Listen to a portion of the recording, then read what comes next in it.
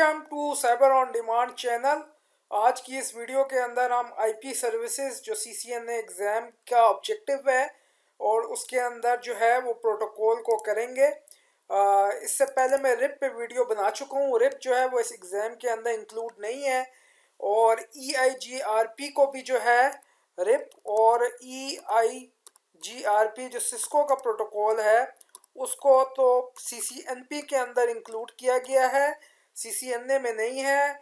और तकरीबन 20 साल से EIGRP CCNA के अंदर पढ़ाया गया, लेकिन अब उसको CCNA से CCNP में शिफ्ट कर दिया है। रिप को ख़त्म कर दिया है कोर्स में से। अब जो कोर्स में राउटिंग प्रोटोकॉल है जिसको मैं आज करने लगा हूँ वो है OSPF। ठीक है, OSPF से बनता है ओपन शॉर्टेस्ट पाथ फर्स्ट। ठीक है, जो ओपन होगा वो शॉर्ट पाथ हो फर्स्ट जो है वो उसको प्रेफर करेगा। लिंक स्टेट राउटिंग प्रोटोकॉल है। डायनेमिक राउटिंग प्रोटोकॉल की वीडियो के अंदर मैं बता चुका हूँ कि डिस्टेंस वेक्टर राउटिंग प्रोटोकॉल में राउटर डिस्टेंस को चेक करता है कि बीच में 1 हॉप राउटर है या 2 हॉप है। अगर डेस्टिनेशन तक पहुँचने के लिए बीच में 1 हॉप 1 राउटर आ रहा है वो ज़्यादा प्रेफर करेगा उसको एज़ कम्पेयर टू बीच में अगर 2 राउटर्स 2 हॉप आ रहे हैं। लिंक की स्पीड को नहीं चेक करेगा वो।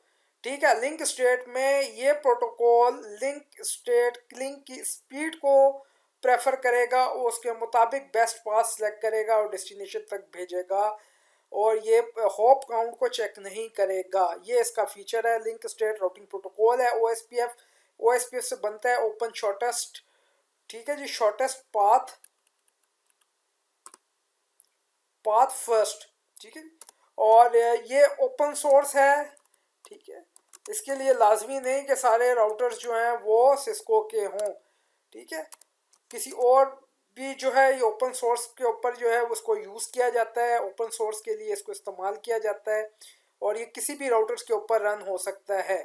ठीक है, एडवांस टूल है और ये IGP interior gateway routing protocol है। ठीक है, IGP से बनता है इंटीरियर गेटवे राउटिंग प्रोटोकॉल और विद एन ऑर्गेनाइजेशन इसका जो है इस्तेमाल किया जाता है। अब कुछ राउटिंग प्रोटोकॉल के बारे में कि राउटिंग प्रोटोकॉल क्या होते हैं और राउटेड प्रोटोकॉल क्या होते हैं। राउटिंग प्रोटोकॉल जो होते हैं उसके अंदर उनके क्या कंपोनेंट्स हैं, क्या फंक्शन है। उसमें सबसे पहले जो है वो सेट ऑफ मैसेजेस होते हैं, फर्स्ट थिंग। सेकंड जो है उसके अंदर रूल्स होते हैं और तीसरी चीज़ उसके अंदर जो है वो ये है कि उसके अंदर जो है वो एल्गोरिथम होता है।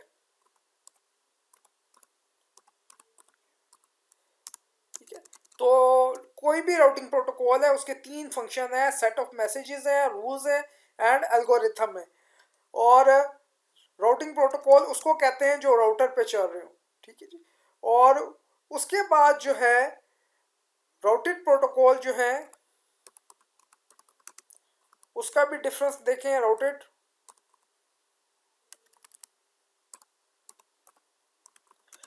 प्रोटोकॉल में IP वर्जन 4 आ जाता है और IP वर्जन जो है वो 6 आ जाता है, उसको राउटेड प्रोटोकॉल कहते हैं।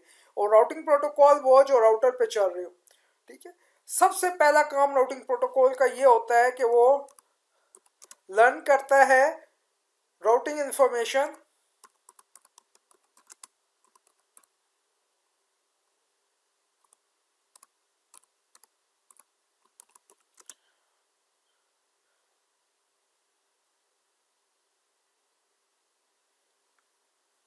about IP subnet from neighbors router। ठीक है जी, सबसे पहले वो लर्न करता है राउटिंग इंफॉर्मेशन अब IP सबनेट के बारे में अपने नेबर से, अपने पड़ोसियों से उसको वो लर्न कर रहा होता है। ठीक है जी, दूसरा जो फंक्शन ये है कि वो अपना भी एडवर्टाइज कर रहा होता है। IP सबनेट की इंफॉर्मेशन, नेटवर्क की इंफॉर्मेशन, ये सारा वो एडवर्टाइज कर रहा होता है दूसरे नेबर्स को। और तीसरी जो इम्पोर्टेंट चीज़ है कि वो बेस्ट पास सेलेक्ट करता है। ठीक है जी, ये है राउटिंग टेबल के इंफॉर्मेशंस। और ये अब जो OSPF है, OSPF के अंदर जो राउटिंग एल्गोरिथम यूज होता है उसको डिजकस्ट्रा कहते हैं।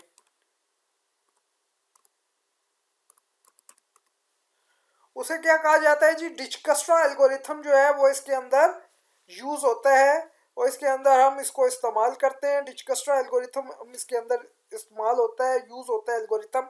और वो एल्गोरिथम क्या करता है, SPF shortest path first select करता है।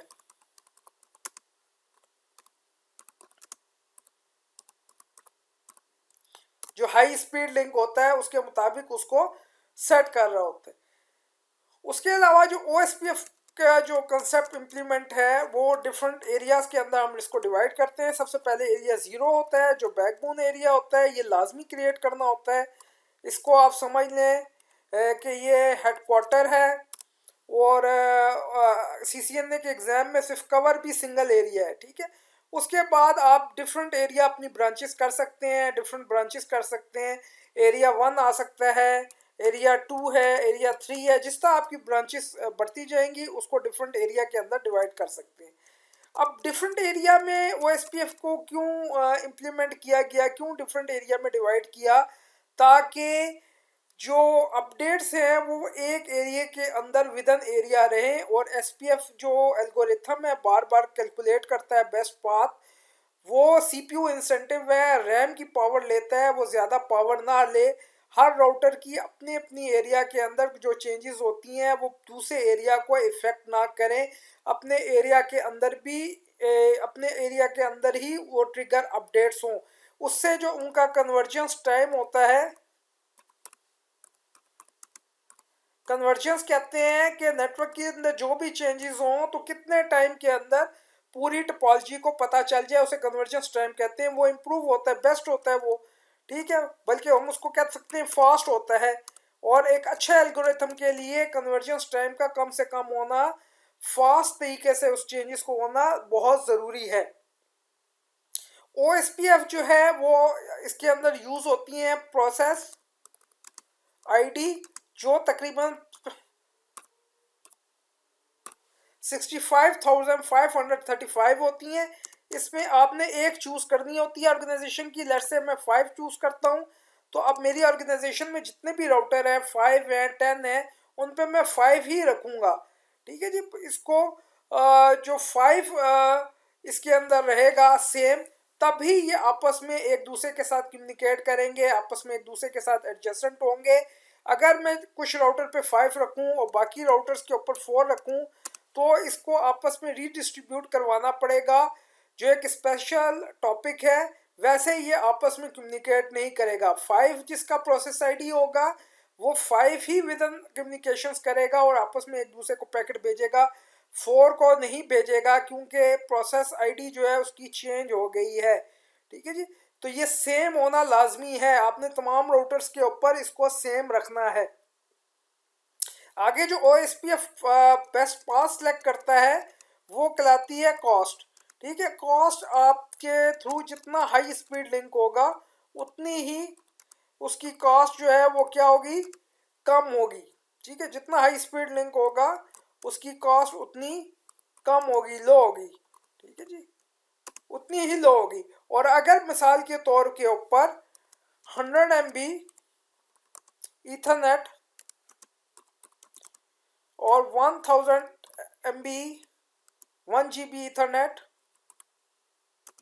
और 10,000 MB 10 GB ईथरनेट, अगर इन सब की कॉस्ट 1 हो तो आपने इसको क्रैक करना है इंटरफेस मोड के अंदर जाकर। उसके लिए आप कमांड यूज़ कर सकते हैं IPOSPF कॉस्ट। ये कमांड भी आप उसके साथ चेंज कर सकते हैं IPOSPF की कमांड। और आप उसमें ऑटो कॉस्ट रेफरेंस बैंडविड्थ भी दे सकते हैं, ये कमांड भी यूज़ कर सकते हैं, ऑटो कॉस्ट रेफरेंस।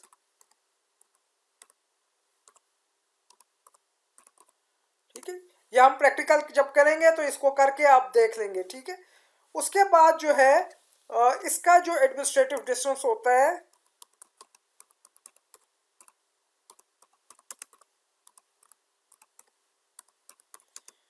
वो होता है 110, स्टैटिक राउट का 1, रिप का 120 और इसका एडमिनिस्ट्रेटिव डिस्टेंस होता है 1110। यानी इसका मतलब है एक राउटर पे अगर रिप इंस्टॉल हुआ हो और OSPF इंस्टॉल हो तो वो OSPF को प्रेफर करेगा और उसके राउटिंग टेबल में इंस्टॉल करेगा, क्योंकि 110 जो है वो स्मॉल है 120 से।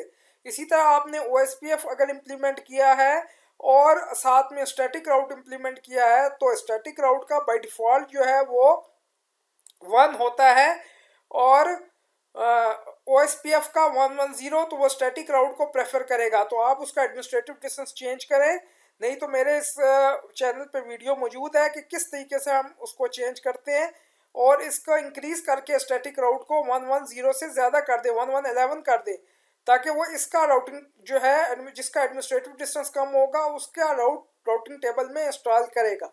अब कुछ बात हो जाए OSPF के पैकेट्स की, तो इसके अंदर जो पैकेट होता है वो LSA पैकेट होता है, जिसको हम कहते हैं लिंक स्टेट एडवर्टाइजमेंट, जिसके अंदर उसका IP एड्रेस, उसका सबनेट मास्क और उसकी कॉस्ट एक दूसरे को वो सेंड करते हैं। ठीक है, LSA कहलाता है। इसमें सबसे पहले जब भी आप राउटर पे कॉन्फ़िगर करेंगे सबसे पहले तो वो आपस में पहला पैकेट जो है वो हेलो का एक दूसरे को सेंड करना शुरू कर देगा और सेम एयर प्रोसेस ID होगी और EIGRP में उसको ऑटोनमस सिस्टम कहते हैं और यहाँ OSPF में उसको प्रोसेस ID कहते हैं। सेम होगी दोनों, तब भी वो आपस में एक दूसरे के साथ हेलो पैकेट जो है वो एक दूसरे के साथ कम्युनिकेट करेंगे, सेंड करेंगे। ठीक है जी। हेलो पैकेट के भेजने के बाद वो एक दूसरे के साथ अपना जितना भी डाटाबेस है उसको भेजेंगे। हर राउटर अपना एक डाटाबेस बनाएगा जिसे LSDB कहा जाता है, link state database.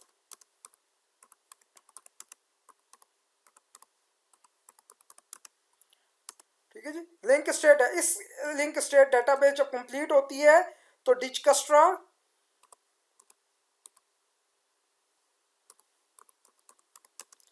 SPF shortest path first algorithm चलता है और बेस्ट पाथ राउटिंग टेबल में इंस्टॉल करता है।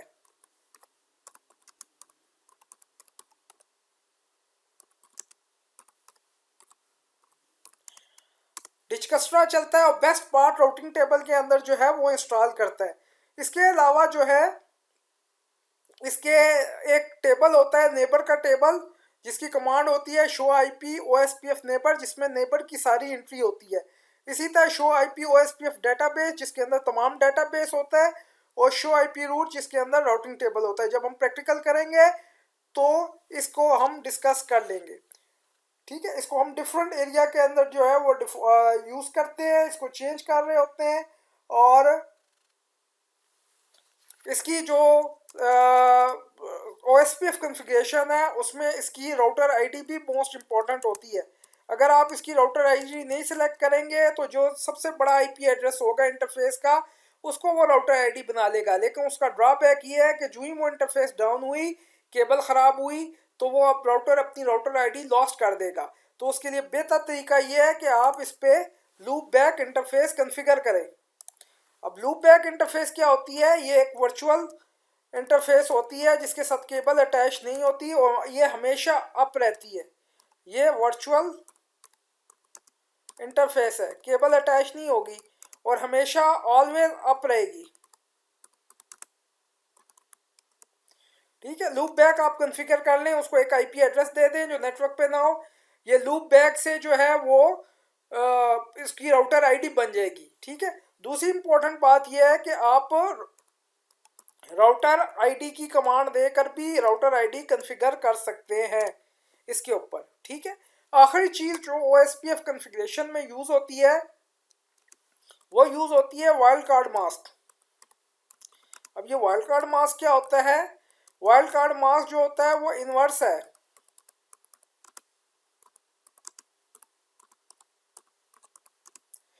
ये एक इन्वर्स है सबनेट मास्क का। ये क्या है? उल्टा है सबनेट मास्क का। मिसाल के तौर पे क्लास A का सबनेट मास्क है 255.0.0, तो इसका इन्वर्स क्या होगा? 255 की जगह 0 और 0 की जगह 255। इसी तरह सबनेट मास्क है क्लास बी का, तो इसका इन्वर्स क्या होगा? 0.0.255, यानी उलट, जहाँ 0 है वहाँ 2.555 और जहाँ 2.555 है वहाँ 0.0। लेकिन अगर सबनेटिंग हुई भी हो, ये सबनेट मास्क हो 6 बिट की सबनेटिंग, तो फिर क्या सब होगा इसका उलट? इसका तो 0 हो जाएगा, तो इसका क्या होगा 252 का? तो 255 से 252 माइनस कर दें तो 3 आ जाता है, माइनस कर दें तो इसका ये आप वाइल्ड कार्ड मास्क कैलकुलेट कर सकते हैं। तो ये भी कन्फिग्रेशन में वाइल्ड कार्ड मास्क भी देना होगा, और हमें कन्फिग्रेशन के अंदर एरिया भी देना होगा। एरिया 0 तो पहले ही हम क्रिएट करेंगे। CCNA के एग्जाम में सिर्फ OSPF वर्जन 2 कवर है। 2 वर्जन होते हैं OSPF के, एक वर्जन 2 जो IP वर्जन 4 का होता है, ठीक है, और दूसरा है OSPF वर्जन 3 जो IP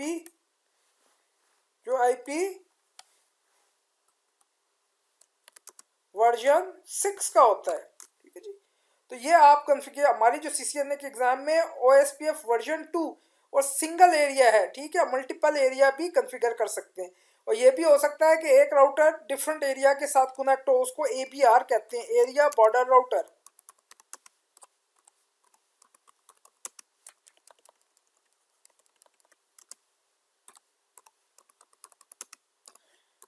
उसकी एक इंटरफेस जो है वो एरिया 0 के साथ कनेक्ट होती है और एक इंटरफेस उसके अपने एरिया के साथ कनेक्ट होती है, ठीक है, अपने एरिया 1 है उसके साथ कनेक्ट होती है, तो उसको ABR एरिया बॉर्डर राउटर कहा जाता है, ठीक है जी। तो ये था कुछ बेसिक कंसेप्ट। थ्योरी इंपॉर्टेंट चीज़ है, इसके बगैर कंसेप्ट ना हो तो आगे उसकी कन्फिग्रेशन नहीं होती। अब हम चलते हैं इसके प्रैक्टिकल की तरफ।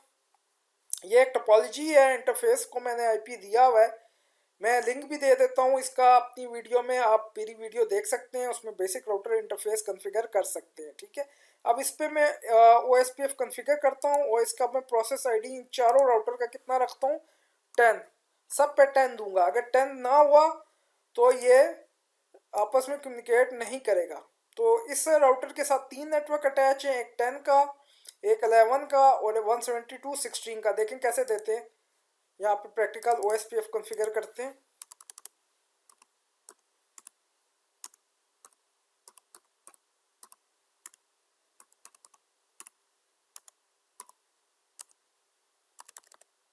राउटर OSPF और क्या देना है, प्रोसेस ID 10, और इसके साथ 3 नेटवर्क अटैच हैं, 10, 11 और क्लास B। तो नेटवर्क की कमांड देंगे, ये नेटवर्क अटैच है पहले 10 का,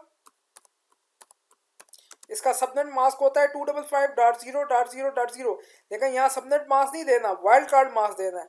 255 की जगह 0 और 0 की जगह 2555,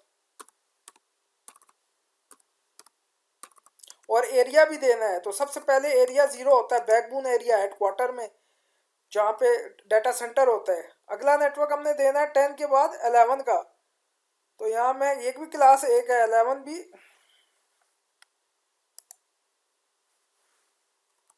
ठीक है। और तीसरा नेटवर्क है क्लास B का 172.16, इसका सब मास्क है 255.255.0.0, 255 की जगह 0 डॉट 255 की जगह 0 और 0 की जगह 2555.255, और ये सारे एरिया 0 में। तो तीनों नेटवर्क की कमांड दे दी राउटर OSPF 10। अब इस राउटर के साथ भी एक 12, एक 11, 12 और क्लास C, 11, 12 और क्लास C का नेटवर्क।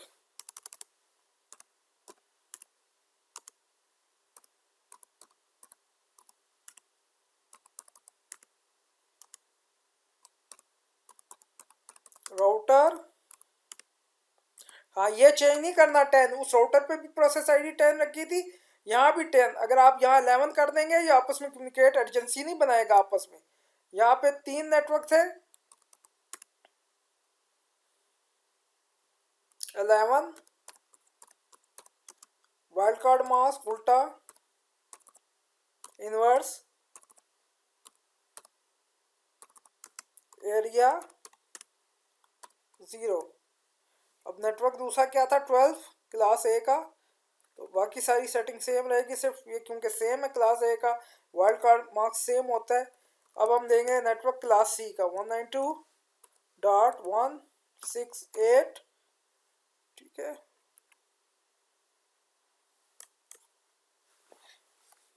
ये आपस में अर्जेंसी बन गई।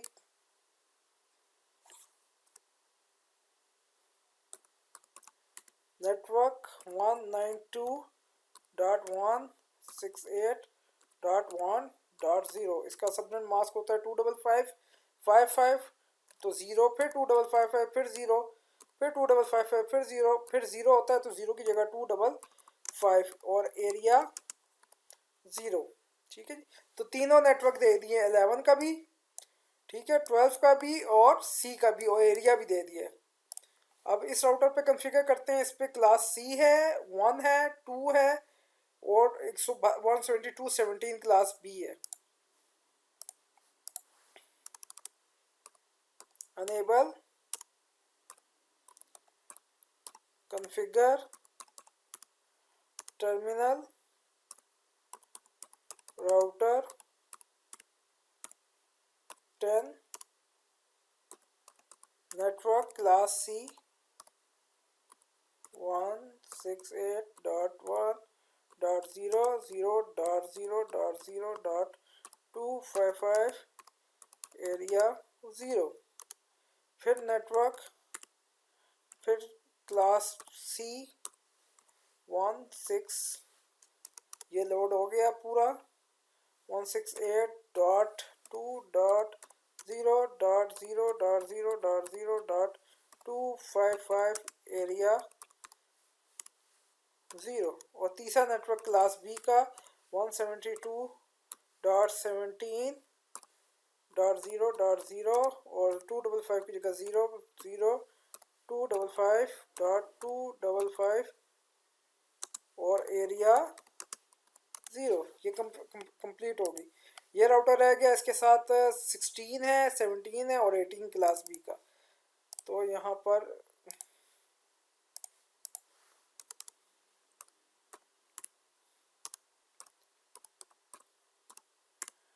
Configure terminal router OSPF configure कर रहे हैं और सेम रखना है प्रोसेस आईडी 10, चारों राउटर पे सेम। नेटवर्क एक क्लास बी 17 का है, 16 का है, तो 16 दे देते हैं। इसका इन्वर्स 0.255 सबनेट मास्क का इन्वर्स उल्टा, और यहाँ पर एरिया 0, ठीक है। अब 16 की जगह अब उसके बाद कौन सा था, क्लास बी का ही 17, ठीक है, बाकी सेम क्योंकि सारे क्लास बी के। और ये था क्लास 18, इसीलिए मैं सिर्फ ये चेंज कर रहा हूँ, बाकी नहीं चेंज कर रहा क्योंकि सारी क्लास बी के हैं, ठीक है जी।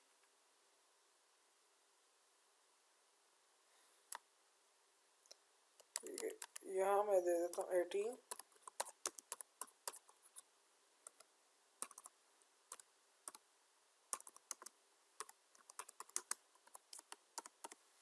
ठीक है जी। यहाँ पे मैंने तमाम कॉन्फ़िगरेशन हो गया, यहाँ पे मैसेज भी आ गया कि नेबर के साथ ये एडजस्टमेंट हो भी गया है, डेटाबेस फुल डन भी होगी। तो ये सक्सेसफुली मैंने इस टोपोलॉजी के ऊपर ये कॉन्फ़िगरेशन कर ली है प्रॉपर तरीके से। ये पीसीस वगैरह को डिफ़ॉल्ट गेटवे दिया हुआ है, ये देखें अगर आप इसकी डेस्कटॉप इसकी कॉन्फ़िगरेशन में जाएँ तो आईपी और इसका डिफ़ॉल्ट गेटवे है। पूरा राउटिंग प्रोसेस कंप्लीट कर लिया हमने 10 के प्रोसेस आईडी के साथ सेम रख के। अब हम इसको वेरीफाई करते हैं और वेरिफिकेशंस करते हैं सारे टेबल की। सबसे पहले हम यहाँ पे प्रिविलेज मोड में जाते हैं और वहाँ कमांड देते हैं शो आईपी रूट, ठीक है। ओ से नज़र आएगा इसमें, जो उसने लर्न किए होंगे OSPF के थ्रू, ओ से ये नेटवर्क लर्न किया इसने। 110 उसका एडमिनिस्ट्रेटिव डिस्टेंस है और 2 कॉस्ट है उसकी, ठीक है जी। ये देखें इसकी भी एडमिनिस्ट्रेटिव डिस्टेंस कॉस्ट कितनी है 2, इसके ज़रिए से, ये इंटरफेस के ज़रिए से इतने सेकंड बाद फिर हेलो पैकेट और इस इंटरफेस के साथ वो अटैच है। मोर स्पेस दबाएंगे तो मोर आ जाएगा, तो जहाँ जहाँ ओ नज़र आ रहा है वो सारे OSPF है। सी डायरेक्टली कनेक्टेड है, एल जो है वो लोकल है।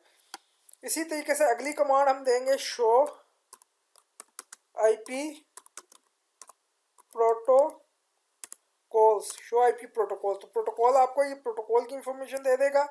आपने OSPF कॉन्फ़िगर किया है, उसकी प्रोसेस आईडी कितनी है 10, ठीक है जी। और इन नेटवर्क्स के लिए वो राउट करवा रहा है। यहाँ से आप चेक कर लें वाइल्ड कार्ड मास्क दिया है सही, नेटवर्क सही दिया है नहीं दिया। ये ट्रबल शूटिंग होती है। बाद दफ़ा इस OSPF की लैब आती है एग्जाम में, तो एक राउटर पे प्रोसेस आईडी 10 होता है, दूसरे पे 11 होता है, तो वो तो आपस में कभी एडजस्टेंट ही नहीं होंगे। इसी तरह यहाँ पे देखें नेटवर्क की नहीं है कोई, तो इसका मतलब है नेटवर्क की कमांड नहीं है। वाइल्ड कार्ड मास्क गाल दिया है या नेटवर्क गाल दिया है, ये कितना गेटवे आ रहा है नहीं आ रहा, यहाँ से आप पता चला सकते हैं। उसके बाद अगली कमांड है show IP OSPF neighbour. Neighbour की इंफॉर्मेशन बताए। वो कह रहा है जी इसका नेबर है 192.168.1.1, प्रायोरिटी 1 फुल है, BDR है, बैकअप डेजिग्नेटेड राउटर है, और 30 सेकंड बाद फिर अपडेट करेगा। ये एड्रेस है, इंटरफेसेस है, ये सारे नेबर की सक्सेसफुली इंफॉर्मेशन है। अगर यहाँ कोई नेबर की इंफॉर्मेशन ना हो तो इसका मतलब है उसने उस नेबर के साथ एजेंसी नहीं बनाई या कोई पैकेट रिसीव नहीं किया। इसकी डेटाबेस वॉक देखते हैं।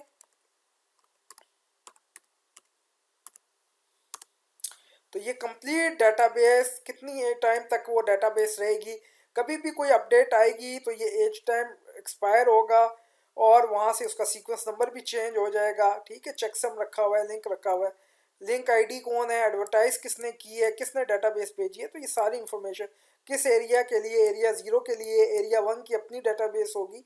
तो यहाँ से आप तमाम इंफॉर्मेशन हासिल कर सकते हैं। तो ये था OSPF वर्जन 2 IP वर्जन 4।